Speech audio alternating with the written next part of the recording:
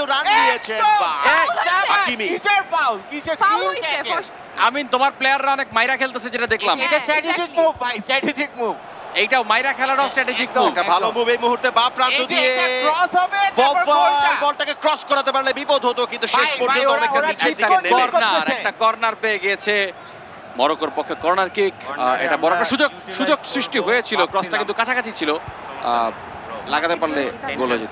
Right, exactly সেই সুযোগটা কিন্তু নিতে পারেনি মরক্কো। সো ফার এই ওয়ার্ল্ড কাপের সবচাইতে ডিসিপ্লিন ফুটবল সুযোগ এল নাসরি, কিন্তু এক্সিলেন্টলি সেভ করেছেন উগো লরিস। আসলে পুরান চাল ভাতে পারে।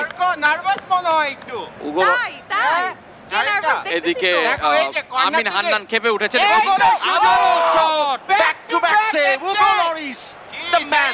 ভয় লাগতেছে নাকি? এই ফ্রেঞ্চ ওয়ালকে কি ভেদ করতে পারবে মরক্কো? কি মনে হয় আমিন? একের পর তো মাইরাই যেতেছে, লাগতেছে তো না। একটু দেখেন কাঁপতেছে কিন্তু। হয় নাই তো, যেটা হবে সেটা নিয়ে চেয়ার করো। আবারও কর্নার। তবে পরপর দুটো ভালো আক্রমণ আমরা দেখলাম মরক্কোর কাছ থেকে। আরো একটা corner kick Hugo Lloris cover বাঁচাবেন, পরপর দুবার সেভ করেছেন, কিন্তু দানে দানে তিন দান হবে কিনা। আশরাফ হাকিমি আমরা হুগো লরিস পিএসজির রাইট ব্যাক, তিনি গেছেন একটা সুইঙ্গিং কর্নার।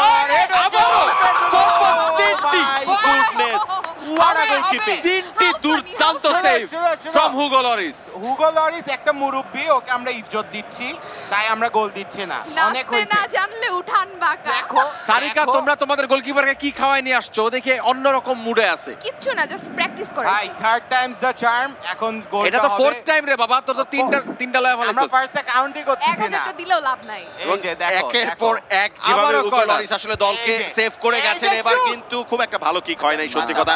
তবে এখনো বিপদ কেটে যায় নাই ফ্রান্সের দখলে।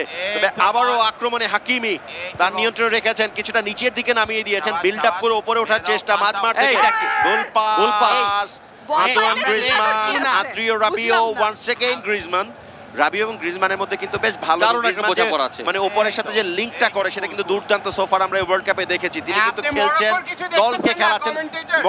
মরক্কো দুর্দান্ত ফুটবলটা খেলছে। এই যে দারুণ একটা কাউন্টার অ্যাটাক, আমাল্লা ঢুকে পড়েছেন, এখনো তার নিয়ন্ত্রণে রেখেছেন, দারুণ পাস সামনে।